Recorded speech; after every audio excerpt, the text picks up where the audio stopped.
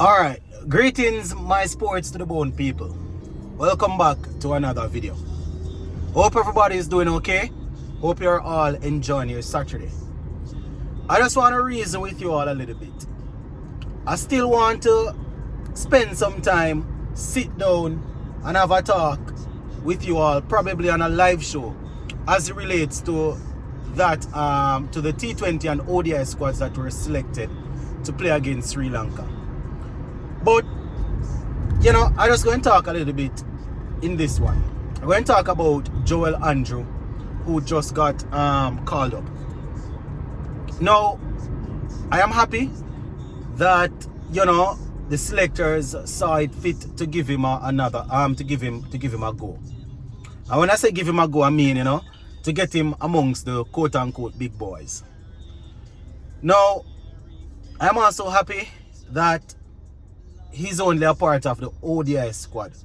I don't know how many people remember during the CPL I was saying that hopefully he gets an opportunity to play some actual cricket. Not saying T20 is not cricket, but some cricket that he will need to spend time at the crease and thing. Now, some people might be saying it's too soon to just throw him out there, but you have to remember that we don't have a lot of domestic cricket going on. And I'm not saying that he should go in and play the games and play all the games. Being around the team, training with the senior team will also aid in his development.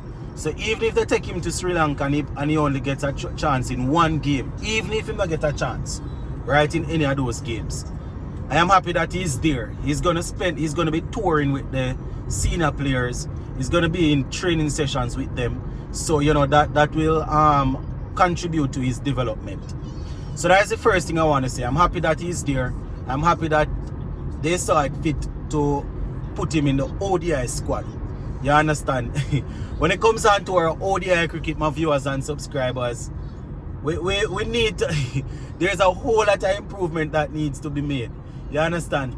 Our ODI captain Shea Hope is world class, one of the best in that format. But we don't win a lot of ODI games. You understand?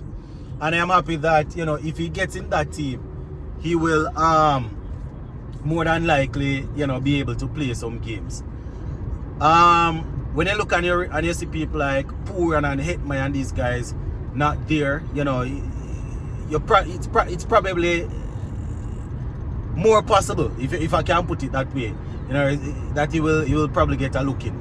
But as I said, my viewers and subscribers, I am happy that they saw it fit to give him a call up. But I don't even want to say CWI, they are not trying, but we just need to look at the track record, We just need to look at the track record. We know a lot of players that they show some good form, either in a CPL, either in a a one-off Super 50, and then they get the opportunity in the international team, and they fail for a couple of games, and then we just throw them to the side.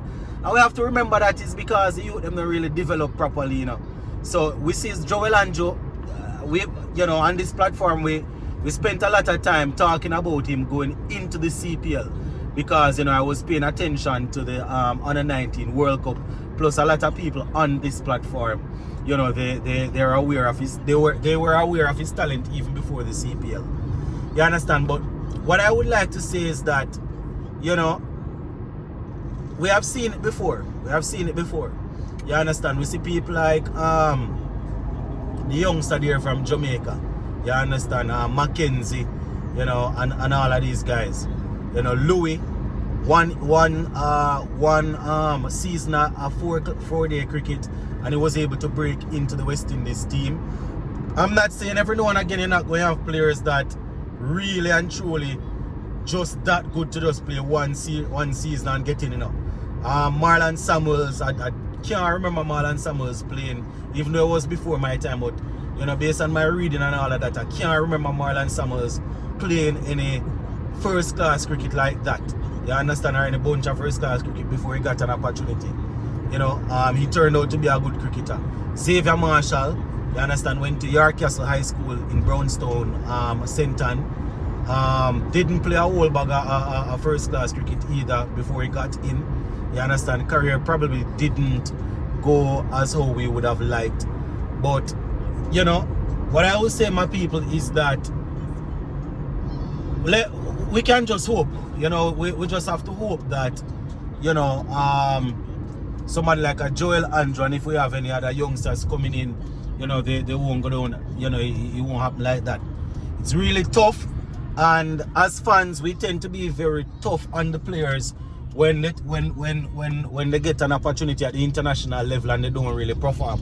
But what we need to remember, my viewers and subscribers, is that you know, these players, when they get called up to go up against international players, some of these international players, they are actually playing some of these international players, they're actually playing a whole lot of domestic cricket before they get an opportunity in the international team.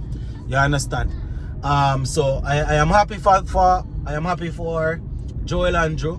You understand? But you know, I just want as fans, I just want us to be very, very careful or very cautious how we judge him. You understand? Because at the end of the day, 17, I think he probably, I don't know if he just turned 18 or will be turning 18 soon. Don't know if he turned 18 as yet, but we need to remember that you know, when these players show good ability at the under 19 level, you understand, play some CPL and stuff like that, and you know, and step and get a international look in. We need to remember that, you know, it's another level. It's a whole another level, my people. Not saying that he's not ready, not saying that he won't be able to manage, you know, because I can see in the future.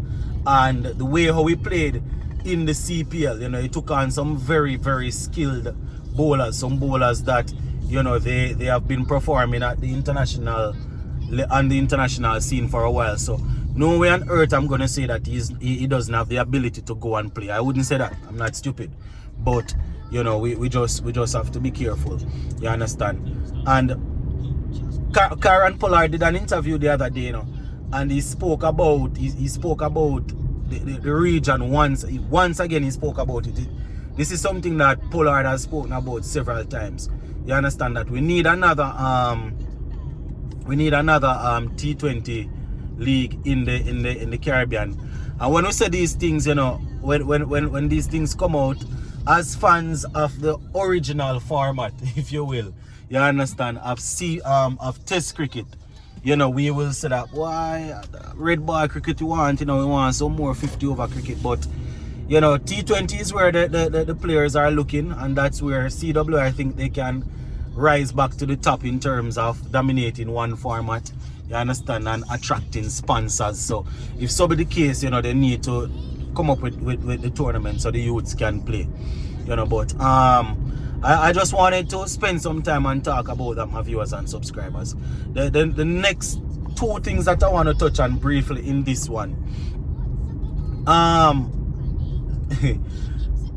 you know, I'm not saying that Mikel Louie is the finished package and should be out there and all of that, but you know, he showed some amount of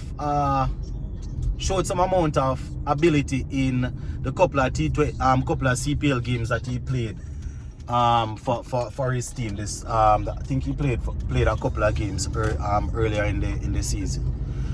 I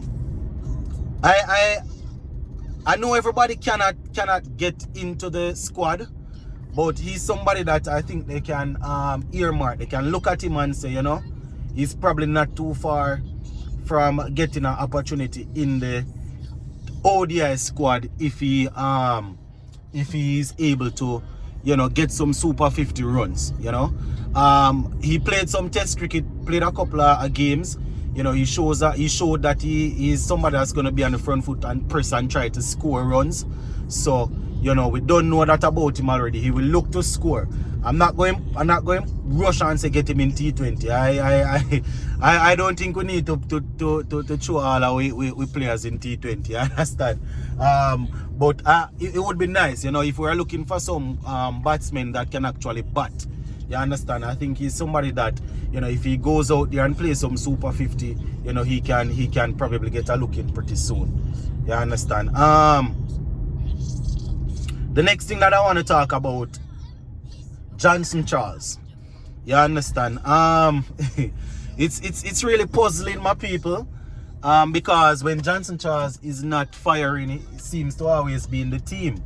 But now that, you know, he's scoring some runs, they decide not to carry him.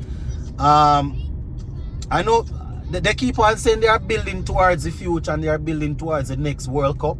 So probably that is why they decided not to. Maybe that's why they decided not to use him, because they're building towards the 2027 ODI World Cup, and you don't know, they're building towards the T20 World Cup also. But it's really strange, you know. It's really strange, my people. I know they are going to Sri Lanka, and spin is not his favorite thing. But Andre Fletcher also got in. Andre Fletcher got in the team, and spin is not his favorite thing either. You understand? And he's not a million years younger than Johnson Charles. So I just find it very difficult to understand. Once again, I'm not saying that everybody should make it in, you know, my people. But, you know, I remember a couple months ago, about a year ago, when Johnson Charles wasn't performing and they kept on putting him in the team. I was one of them that came out in almost every video and said, yo, make the man perform before you pick him. If he's not performing, don't pick him. Then I same thing, I have to come and balance it out now. Man, I score runs in a bridging. And it can't be a case that you say you're going to Sri Lanka and he's not strong and spin. You know, because you know, we see man which part those strong and spin, plus Charles outscored them in the CPL, get a look in, you know. It's really weird, my people. You know, something that the Guyana cricket board called for, they have been calling for it, that, you know, I would like to see CWI put it out. I mean, it's tough for them to put it out because, you know, of our cricket setup, but the selection criteria, you understand? How do you go about selecting players? And I know that there are going to be players that they will identify some of the time that, you know, they are probably not there as yet, and they will be selected, you know, because the coach might say, you know, I have an eye on this one, I have an eye on this one, because, you know, we see the ability is not there as yet, but he's somebody that I want to keep close and work with. So we know that you will have a couple of players that get selected that, you know, you will say, boy, the man in a real scoring a bag of runs, but, you know, maybe they are youngsters and they just, you know, trying to get those ones, you know, give them a look in. But it's really weird, my people. It's really weird, you know. And, you know, some people will say teams around the world don't go out and show there and just show who they're selecting like that, show how they select players.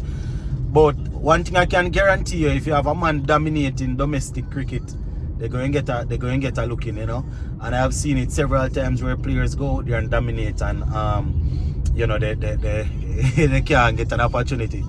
Now, you see, it's really weird when we talk about these things, you know, my people, because we don't know, say, when a squad is being selected, more along 14 or 15 people can be selected.